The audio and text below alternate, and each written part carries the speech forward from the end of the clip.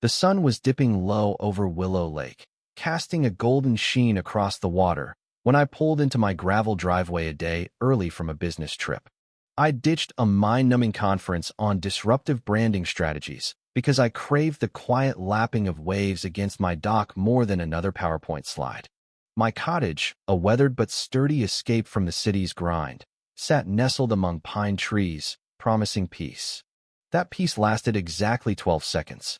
There, on my dock, stood Marilyn, the Homeowners Association president, her silhouette sharp against the shimmering lake like a vulture eyeing carrion. She was on her phone, jabbing a manicured finger toward my home, her voice dripping with venom. I couldn't hear the words, but I knew the tone self-righteous, accusatory, the kind that thrives on control. Marilyn wasn't just an HOA president. She was a dictator in sensible loafers, her platinum bob a crown of suburban tyranny. I killed the engine, stepped out, and felt my pulse stay steady, a trick my sister always called my ice water veins. Marilyn spotted me, her lips curling into a smug grin, the kind you'd see on a fox that just raided a henhouse. She didn't hang up. She wanted me to hear. "Yes, officer, he's here now," she chirped. "The violator. He looks hostile. Please hurry." The trouble started with a rock, a smooth, gray stone I'd fished from the lakebed last summer. I'd spent a week carving a single name into it, Scout. Scout was my Labrador, my shadow for 12 years, who'd seen me through a startup crash and a brutal divorce. When he died, it was like losing a piece of my soul. I placed the stone under a willow tree by the water, where he used to nap, a quiet tribute to my best friend.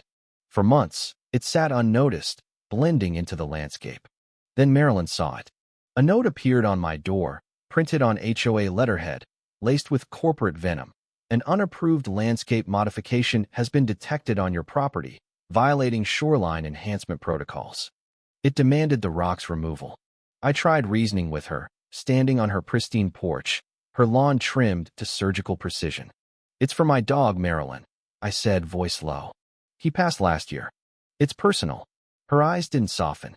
"The bylaws prohibit memorials," she replied, her tone icy. "They're depressing. They disrupt our community's uplifting aesthetic." I stared, dumbfounded. Uplifting aesthetic? This was a woman who fined a neighbor for a too vibrant mailbox. She shut the door in my face. Willow Lake wasn't a glamorous retreat, just a cluster of modest cottages around a sleepy body of water, the kind of place where the biggest scandal was a record-breaking trout. I bought my place 2 years ago, charmed by its creaky charm and the view that could melt stress away. My sister, Lisa, a risk-averse accountant, warned me about the HOA. "You're buying a shack in the middle of nowhere, and there's a rulebook? Good luck." I laughed it off. How bad could it be? Famous last words. Marilyn's HOA was a regime. She had a council of loyalist retirees with too much time and too little mercy who patrolled for infractions like rogue birdhouses or unstacked firewood.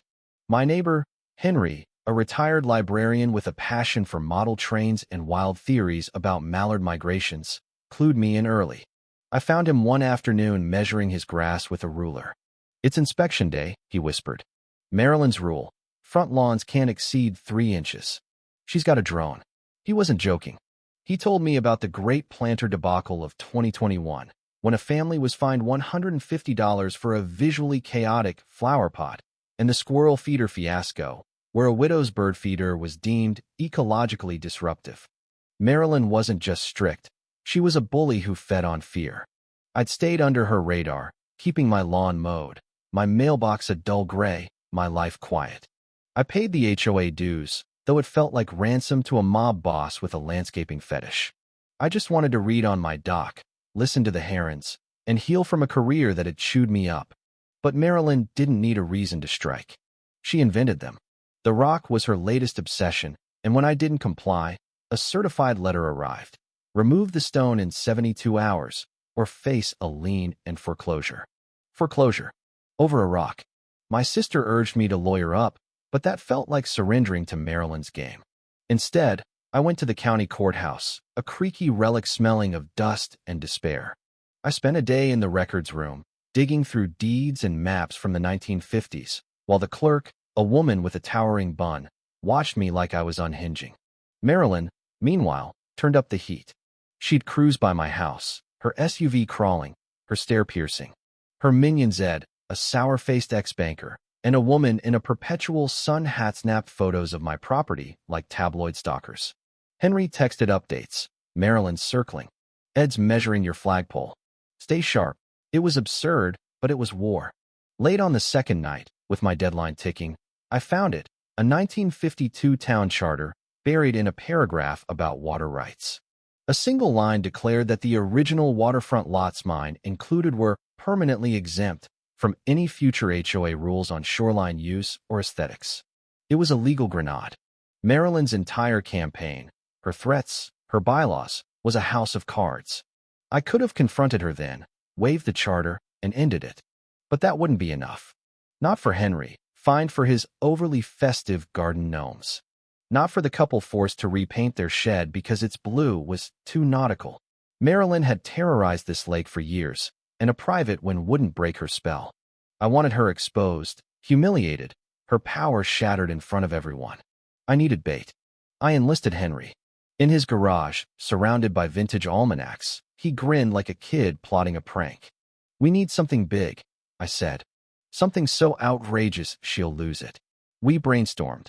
A neon windmill, a giant inflatable shark. Then Henry snapped his fingers. A flamingo. A 12-foot, hot pink flamingo. With a disco ball. It was perfect, gaudy, defiant, a middle finger to her enhancement protocols.